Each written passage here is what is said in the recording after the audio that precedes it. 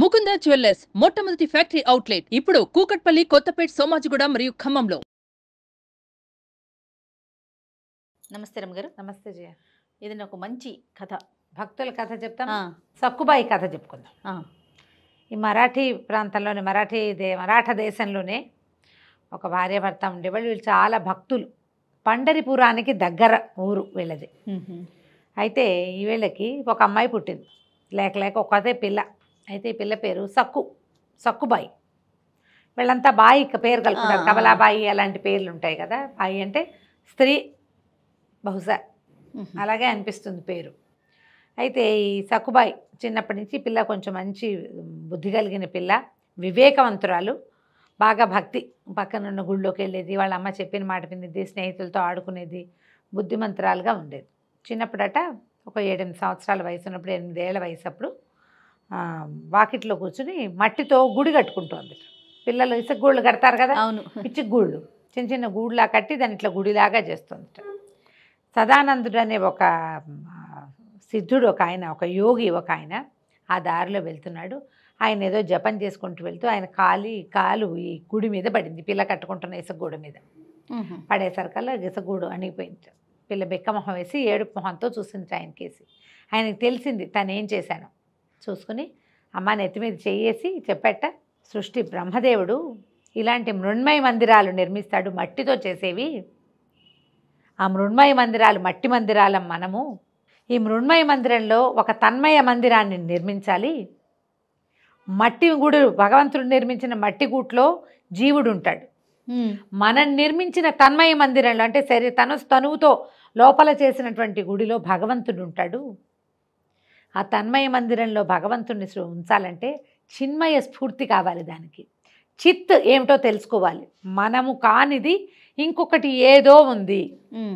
ఇది మనం కదా, నేను నువ్వేమైనా చేసావా? నువ్వు ఏదో క్రియ చేస్తే మానవుడు, ఒక మనిషి పుట్టాడు. నీవు ఏ క్రియ వల్ల మానవుడు జన్మించాడో ఈ క్రియకి ఈ మానవుడికి సంబంధం లేదు. ఇది వేరే స్వరూపం. అంటే ఇప్పుడు ఈ క్రియ వరకే నీది. ఈ క్రియలోంచి ఒకడు జన్మించడం అనేది నీ ప్రమేయంతో జరగదు. అలా దానంతటా జరిగిపోతుంది. ఆ జరిపేవాడు బ్రహ్మ. అతను ఏం చేస్తాడు, ఇందులో ఒక జీవుడిని ప్రవేశపెడతాడు. ఆ జీవుడు భగవంతుడు కట్టినటువంటి మట్టి గుడి, బ్రహ్మ కట్టిన మట్టి గుడి మనలో జీవుణ్ణి ప్రవేశపెట్టి వదిలిపెడతాడు. వీడేం చేయాలి, తన మనసులో ఒక గుడి కట్టాలి. దాంట్లో భగవంతుణ్ణి ఉంచాలంటే ఈ చేత్తో చేసింది, కాలుతో చూసింది, కంటితో తెలుసుకున్నది కాదు.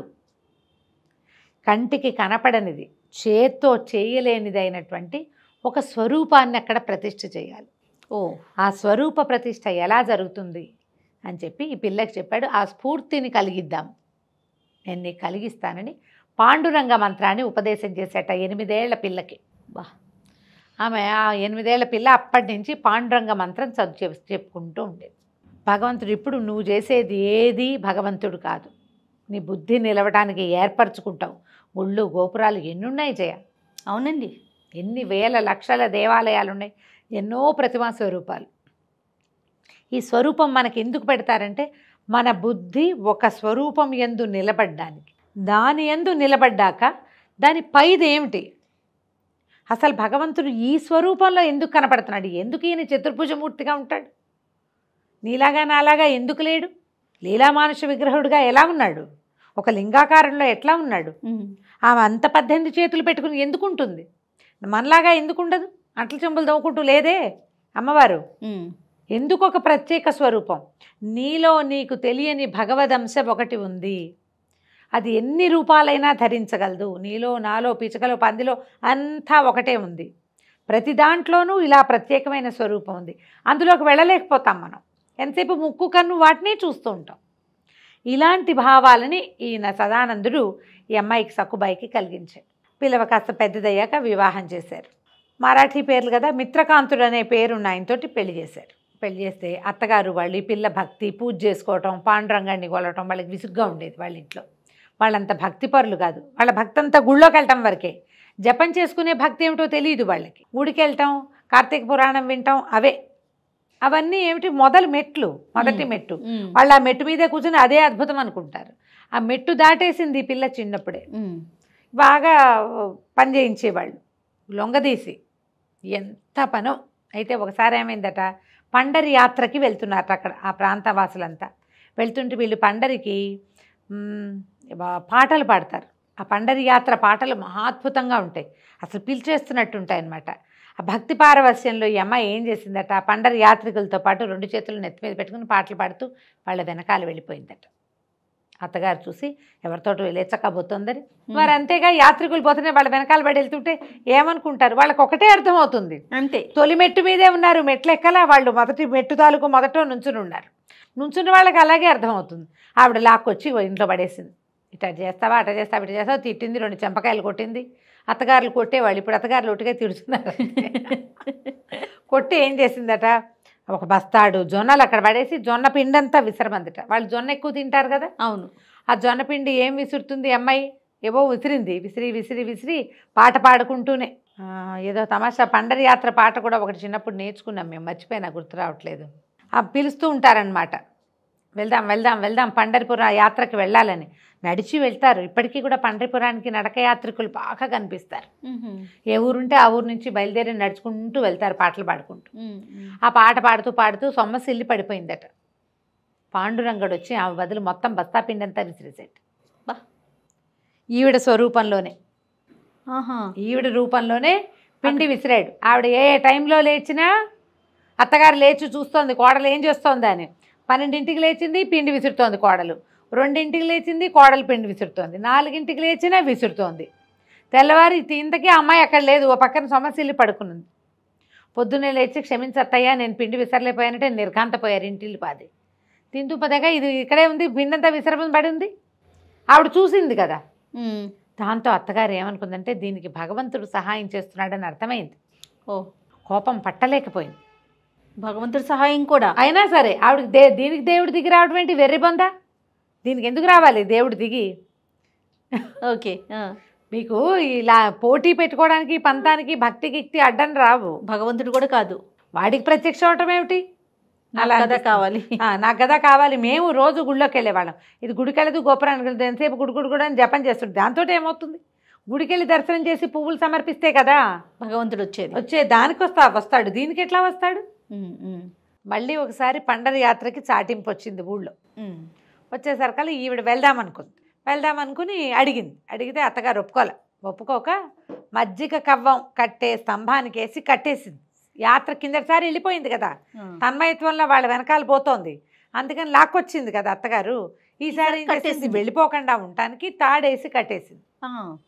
రాత్రి కట్టేశారు. సాయంకాలం తెల్లవారుజామున కృష్ణుడు అత్తగారి రూపంలో వచ్చి తాడోడదీసి పండరిపురం వెళ్ళి రమ్మని ఆజ్ఞ ఇచ్చాడు.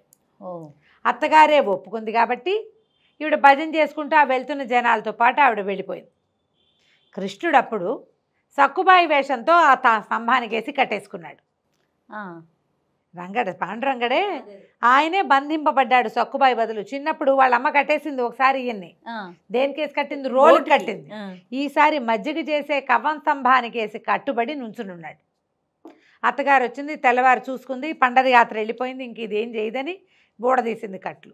ఇప్పుడు సక్కుబాయి వచ్చేదాకా ఎవరు చేయాలి పనులు? ఇక్కడ కృష్ణుడే చేయాల్సింది. రంగడు పాండురంగడు పని చేయాల్సింది. ఇక అక్కడి నుంచి పొద్దున్నే వాకిలు ఉడిచాడు, మజ్జిగ చిలికాడు, వెన్న తీశాడు, జొన్నలు దంచాడు, రొట్టెలు చేశాడు, సంకటి చేశాడు, అత్తగారి కాళ్ళు పిసికాడు, భర్తతో ముచ్చటగా సల్లాపంగా ప్రవర్తించాడు. ఇక తన భక్తురాలు వెళ్ళి సశరీరంగా పాండురంగడిని చూసే వరకు కూడా రోజుల తరబడి అత్తారింట్లో సేవించాడు. ఈ భగవంతుడితోటి సేవించబడ్డం వల్ల అత్తగారు కూడా ఒక రకంగా మెతగ్గా అయిపోయిందట. ఇంతలో ఏమైంది, 5 రోజులు 3 రోజులు గడిచింది, ఒక 3 days గడిచింది. 3 రోజుల పాటు భగవంతుడే వీళ్ళింట్లో సేవించాడు కోడలి బదులు. అక్కడికి ఆ పండరి యాత్రకు వెళ్ళి వాళ్ళ ఊరు పక్కనే దగ్గరే కదా, 3 రోజుల్లో అయిపోతుంది యాత్ర. తిరిగి వచ్చిన వాళ్ళు ఎవరో సక్కుబాయిని అక్కడ చూసామన్నారు. వీళ్ళింటో చెప్పేసరికి వీళ్ళు నిర్ఘాంతపోయారు. రోజు ఇక్కడే ఉంది కదా, పండరి యాత్రకు ఎట్లా వెళ్తుంది? ఆ యాత్రకు వెళ్ళింది ఎప్పుడు? ఒకరోజు తెల్లవారుజామున 3 రోజుల నాడు తెల్లవారుజామున అత్తగారు చూసేసరికల్లా సక్కుబాయి స్తంభానికి ఏ తాడుతో తను కట్టేసిందో అదే తాడుతో కనపడింది. ఈ 3 రోజులు ఆమె నవ్వు, ఆమె మందహాసం, ఆ పని తలుచుకునేసరికి వీళ్ళకి ఒళ్ళు జలదరించిపోయింది. ఎవరొచ్చి సక్కు బదులు తమని సేవించారో వీళ్ళకి అర్థం కాల. అక్కడికి వెళ్ళి భగవంతుని చూసిన సక్కుబాయి ఆయనలో లీనమైపోయిందట. తిరిగి రాలా వెనక్కి. వీడికి ఇక్కడ సక్కు మరణించిందన్న వార్త వచ్చింది, శరీరం పడిపోయింది, ఆమె ఆత్మ భగవంతుడిలో లీనమైపోయింది. వీళ్ళకి కబురు వచ్చింది. వీళ్ళకి పరిగెత్తుకుంటూ వెళ్తే ఏముంది, వీళ్ళ ఇంట్లో లేదు సక్కుబాయి, అక్కడుంది ఆమె శరీరం. ఆమెను తెచ్చుకుని దహనం చేసుకున్నారు వీళ్ళు. అట్లా సక్కుబాయి భగవంతుడిలో లీనం అవడానికి 8వ ఏట సదానందుడు అనేటువంటి సిద్ధుడు ఇచ్చిన మంత్రంతో అట్లా భగవంతుడినే పట్టుకుని చివరికి ఆయన్ని చూడాలన్న స్వరూపం చూడాలన్న కోరికతోటి ఆయన్ని చూసి ఆయనలోనే ఐక్యమైపోయిందట సతీ సక్కుబాయి. ఇది కూడా సినిమా ఉంది, అంజలిదేవి గారు యాక్ట్ చేసింది. ఓకే, బాగుంటుంది. పాటలు కూడా చాలా బాగుంటుంది, నాకు గుర్తులేవు కానీ సినిమా బాగుంటుంది. నేను బాగా చిన్నప్పుడే చూసావు, 10-12 ఏళ్ళు అప్పుడు అయ్యి ఉంటుంది. నాకు మామూలుగానే అంజలిదేవి అంటే చాలా ఇష్టం.